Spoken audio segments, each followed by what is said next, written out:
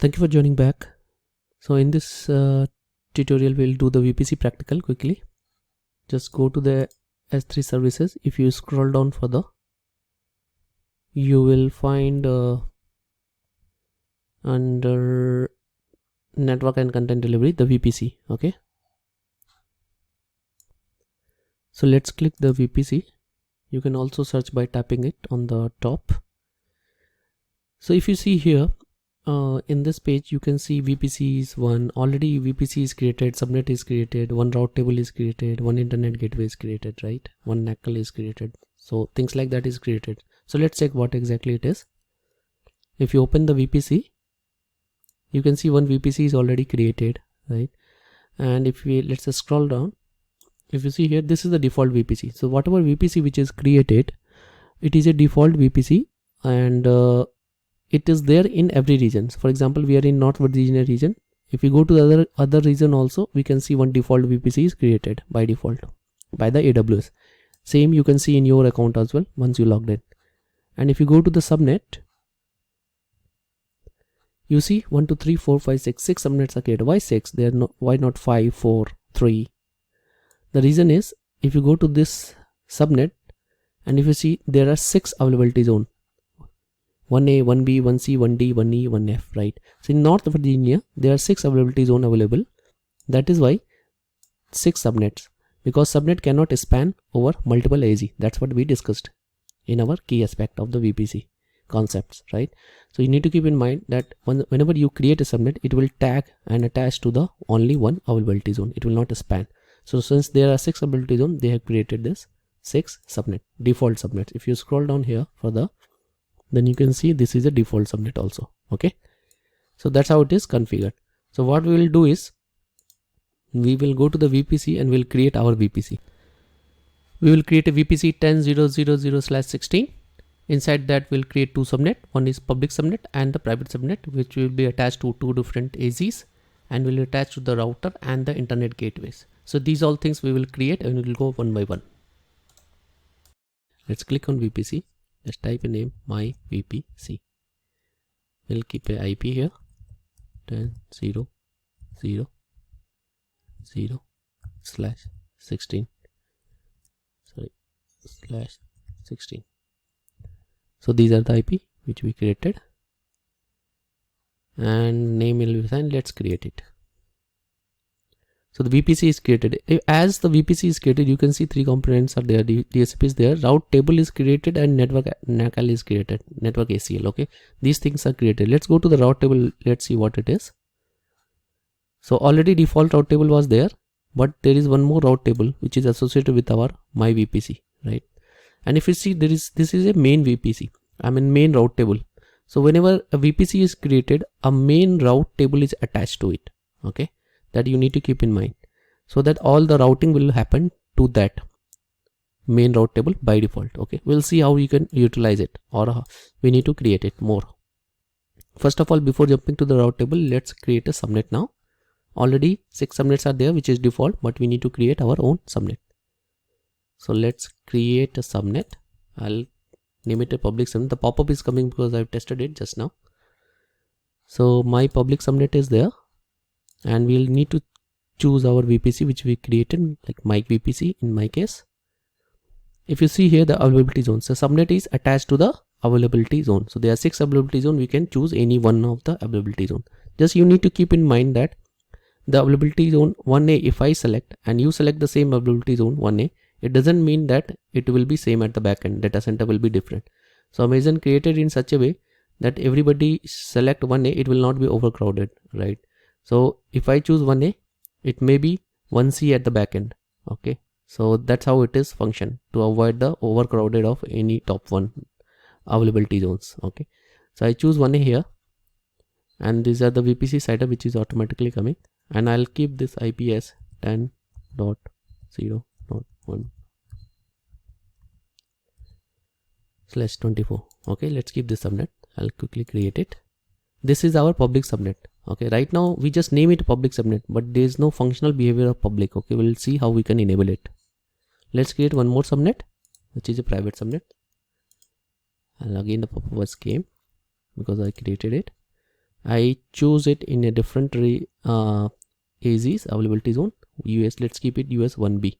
Okay, and I'll give it the subnet different, which is 10.0.20/24. So this will be our private subnet. Okay, let's create it.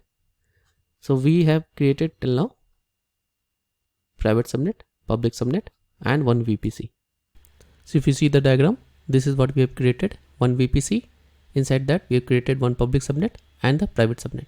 Okay, but this public subnet will not talk to the internet, okay, because it's required to connect to the internet. Okay, if you scroll down here, let's select this and let's scroll down further. If you can see here, auto assign public IP, it is no, and no to the first one also. So these two, first and third one, which we created, one is private, one is public.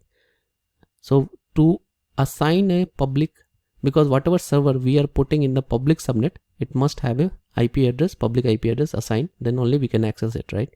So right now it is not. So let's amend it quickly, modify auto assign IP setting. So here you can see auto assign public IP. I'll check this box and save it. So this public subnet, if you scroll down here further again, you can see auto assign public IP is yes. Okay, however for the private subnet, it is still no for us. Okay, so that should be fine. We don't want private subnet servers to contain or attain the get the new public IP. Okay, so that's till now here it is done, but still this public subnet is not attached to the internet. Okay, internet gateways. So let's jump to the internet gateways.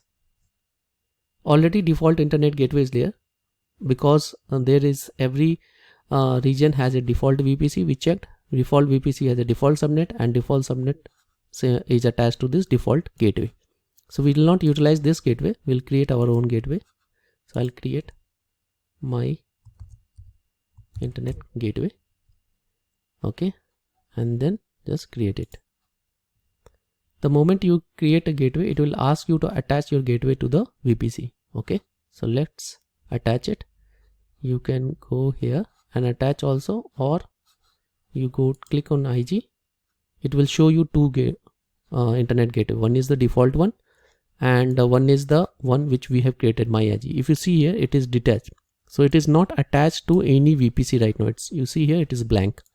So we need to attach this internet gateway to the VPC. I select it and attach to VPC. If you click here, you will see only one my VPC. One gateway can attach to the only one VPC. Okay, it cannot be attached to the multiple VPC. That you need to keep in mind.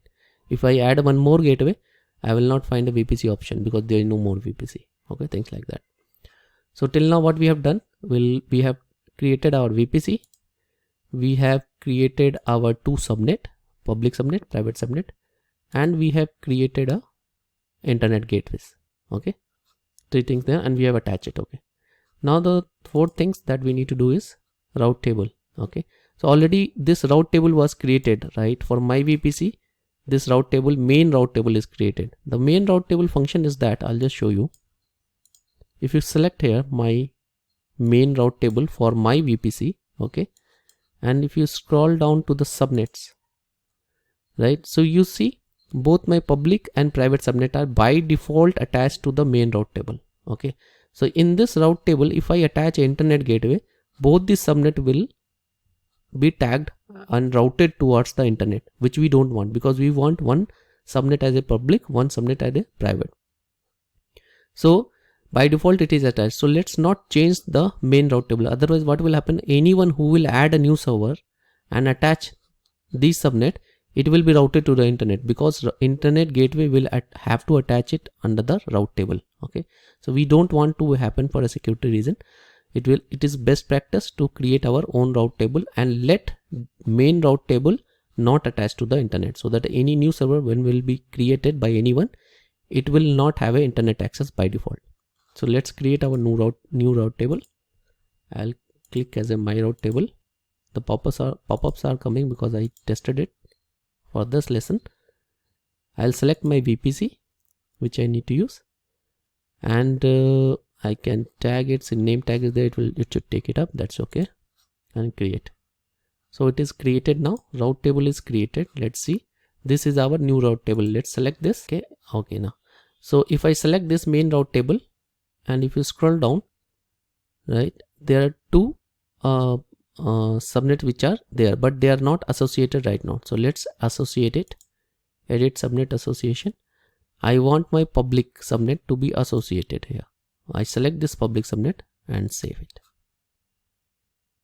So now it is associated. You can see if you go back to the default main, which was this bottom one, let's unselect and select this. Let's check this out. You see only the private subnet it is attached right now to the default one. Private subnet. Public, because we have public subnet, we have attached it to our new route table. Okay. So what we have done is we have created a route table which is a public route table, and it must talk to the internet now. So to talk to the internet, it requires a internet gateway routing. So we'll click on the route. If you see here right now, no routing towards the internet, only local routing is enabled. Local routing is what it does is it will do a local routing toward the other subnet. So all these super subnet are there. So it will talk to the private subnet IP from the public subnet IP also. So that is the internal IP, but will not talk to the internet. To add internet routing, we'll go here, add a route. We'll give this 00 internet segment. We'll attach this IG, and it will show my IG which I created, and click on save. So now it is saved. If you see here, this IG is attached to this, and this my route table, I have attached a IG, and IG is internet gateway, and I have attached my public subnets. Okay, let's see, it is a public subnet. Okay, these two things are attached. Private subnet is not attached. So far we created VPC. We have created two subnet, public subnet, private subnet for two servers, and we created our route table. In the route table, we attach our public subnet and we attach our internet gateways to routing. Okay. So if you see in the diagram, we have created a VPC. Inside the VPC, we have created public subnet, private subnet. We have also attached the internet gateway, and we have attached the routing of the public subnet through the router towards the internet gateway. So an internet gateway, of course, we have created for ourselves. So now what we need to do, that's it. We need to create a servers now. Go back to here. Nothing is created now. Let's create. Launch an instance. Select the instance. And if we come here, select this T2 micro is fine for us. Here I will select my VPC as a network, and subnet what I want first is public subnet. I'll select this public subnet. Okay. And it will show me this 251 IP address. Okay.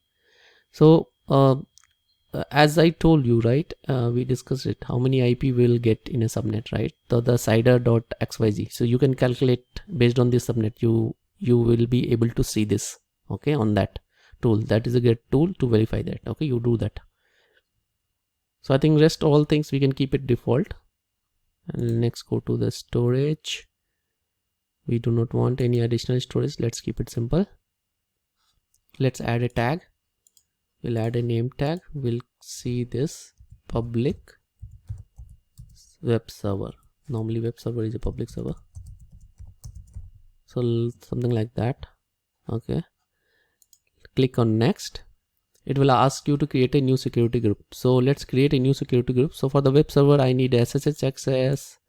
I might need HTTP access. I might need a HTTPS access, things like that. So that should be enough. And then review or launch. Open to the Word, that is fine. And I think we are good. We can launch it now. It will ask for the key pair. So I'll create a new key pair. I'll see my public key pair. Okay, and then download it.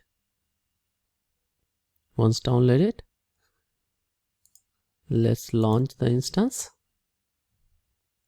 So it's launching now.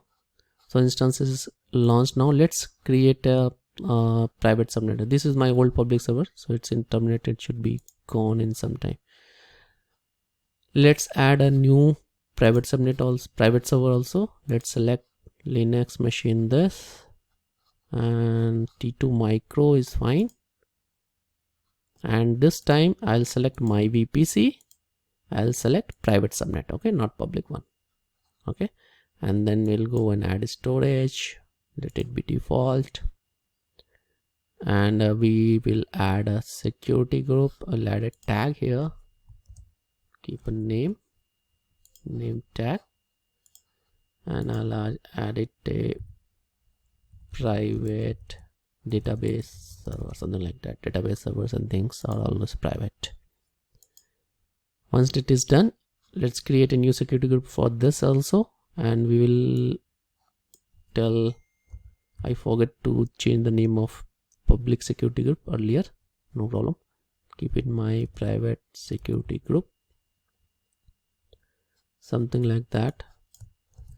I'll keep the same name, private security group. And what we want in the private group, we want database access. Okay, so what all things like my SQL access is needed, and we might need to ping it, right? So I need ICMP access. Also we'll take HTTP access. That should be fine, nothing much. Okay, we'll keep it as simple. So, and it is open from where? It should be open from 10.0.